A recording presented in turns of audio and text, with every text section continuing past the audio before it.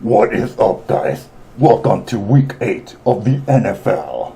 I am your host, Sexy Hexy, and today I will be giving my Pro vs. Pro picks on No Limit Fantasy Sports. Now, it is the Halloween weekend, so I have decided to take on my true form as the powers of darkness have invoked me. So let's get to the picks. This week I go up against Philly D, who is 3-4. As we all know, he is on quite a bit of a luck streak right now, and I will make sure and end this week and take total domination. Last week I got my ass kicked by Old School, but that will not happen again. This week, with the powers of darkness on my favor, I shall come out triumphant.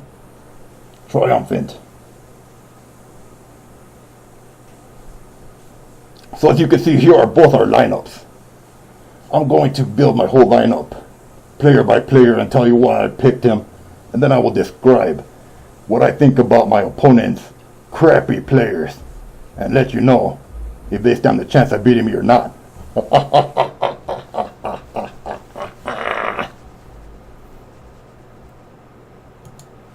Let me build that team with you now. Starting out at quarterback, I usually tend to pay down, but this week I was able to find a lot of value and decided to pay up instead.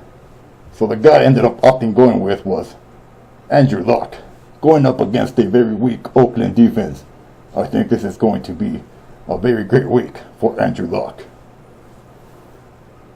If your salary allows you to go higher, there's nothing wrong with going for Patrick Mahomes or Aaron Rodgers. These two guys shall be great as well. But this week, I'm going with Andrew Luck. Now, on running backs,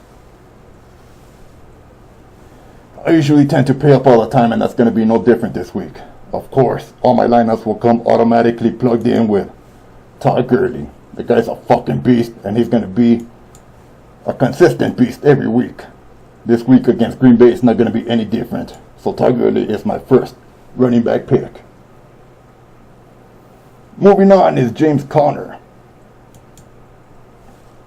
playing against Cleveland at home. This should be a great game for him. He should be seeing a lot of touches, a lot of touchdowns.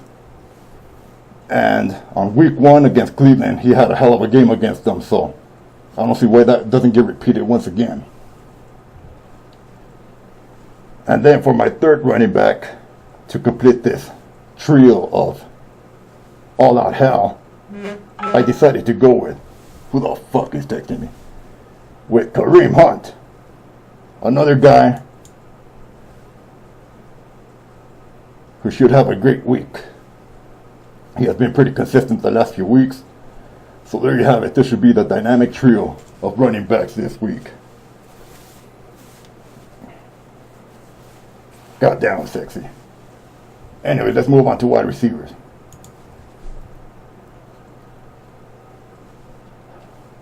This week, I found a lot of value in wide receivers, so I decided to pay down. As we come down the list, we can go all the way down to the 4,000 range. 5,000, 4,000. And the first guy that caught my attention was Randall Cobb, coming back now. This is the number 2 preferred wide receiver for Green Bay. He should be seeing a lot of targets and a lot of action. And the guy is super cheap at $4,900. I think he's going to be due for a very big week. Kind of alleviate Devontae Adams a bit. Against the Rams, they're going to have to throw the ball a lot, and Randall Cobb is going to have a hell of a week. So I'm plugging his ass in. My next wide receiver is even cheaper. Guy who I think is going to go under the radar for a lot of people. There is some risk plugging him in, but this could pay off big if it helps. Now, in my head-to-head matches, I like to keep the risk pretty low, but something just gives me a pretty strong gut feeling about this guy this week that tells me that he's going to be real good, and that's Larry Fitzgerald of Arizona. With a new offensive coordinator who is trying to get the ball to his hands a lot more now, he should be seeing a lot more targets and receptions, and hopefully a few touchdowns against the weak San Francisco team. So Larry Fitzgerald should be up for a great game. A lot of people are going to go with Christian Kirk, but I'm going to go with Larry Fitz. The guy has been proven before. I think he stands up this week and comes back, and hopefully David Johnson as well. Now, if you want to pay up for this expensive guys up here, go ahead. But I'm going to go cheap on wide receiver this week. For tight end, I'd like to pay down as well. The guy that interested me the most in the 4,000 to 3,000 range was O.J. Howard of Tampa Bay. Going up against Cincinnati, there should be plenty of passes in this game, and Winston should be looking his way a lot. Winston really likes this guy, and he should be getting some few red zone targets as well, giving him a big week here. At 3,900, I'll take him. My kicker for the week is, of course, my main man, Greg Zuerlein. Can never go wrong with him. In a shootout game versus Green Bay, a lot of points and field goals going to be put up. I sure as hell want this guy. On defense, I have 3,600 left. I went with the highest defense I could get with that salary, and that was Arizona. The reason I got him is because no other team turns the ball over more than San Francisco. And as you can see, the last time they played San Francisco, they got 21 fantasy points against them. 4 sacks, 2 interceptions, 3 fumbles, and I don't see why that doesn't repeat again. CJ Beathard is very interception prone, and players love to drop the ball a lot in that offense, so Cardinals should have a great game against them once again.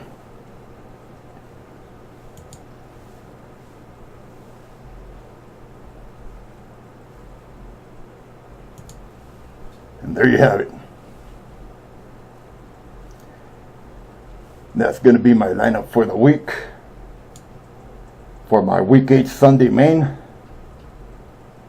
And my beautiful team name. So moving on to my opponent's horrible picks. Starting out, he has Aaron Rodgers, a great quarterback pick, as well as Todd Gurley, which I have as well. So he started out good, but then started trembling down after that. As we see, Uzoma is his tight end for the week. I just don't trust the guy when he's only getting 2 receptions per week. Against Pittsburgh, he got 6. But all the rest of the weeks, he's just been averaging 2 or 1. And he's very touchdown dependent, which I don't like in my tight end. So I don't see him having a good week. AJ Green, one of the best wide receivers out there. He could have another great week this week, but we shall see. Devontae Adams, the best wide receiver in Green Bay.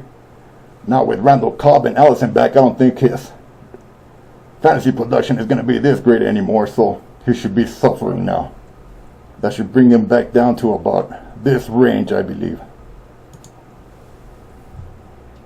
And then everybody seems to be wetting their willy for this guy right here. Philip Lindsay of Denver. I don't see what's so exciting about him. The guy isn't really involved much in the passing game, and his rushing yards aren't that impressive either. The only way he's going to pay off his salary is he puts up a touchdown or 2, and I don't like depending on touchdown-depending running backs in my lineup, so there's a lot of risk there in my opinion. H. Bucker, one of the best kickers you can get this week as well. Jalen Richard of Oakland. With Amari Cooper gone now, he might see some more targets, maybe get some more production. But that Oakland offense fucking sucks, so I don't trust them.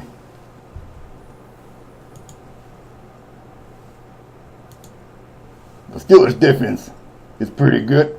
Last time they played Cleveland, they put up 9 points against them, 7 sacks. That was with Tyrod Taylor. If they could do the same to Baker Mayfield, they might be up for another big week. We'll see.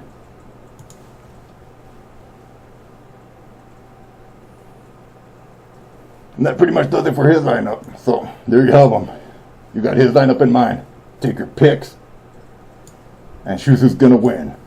By the way, shout out to Nicholas Live for having bet on the sexy cut. That's a smart man. That's how you win. So for everyone else, come in here, put in your bets, and get ready to win big. I'm ready to start getting back on my win streak here and taking over this Pro versus Pro. So let's get some action on this Halloween weekend. Can't wait. Come to No Limit Fantasy Sports. Play the tournaments, the free rolls, everything you can. Sign up using my link if you want, if you're new. And let's tear it up. Once again, Sexy Hexy of Fantasy Crypt on No Limit Fantasy Sports. Logging out.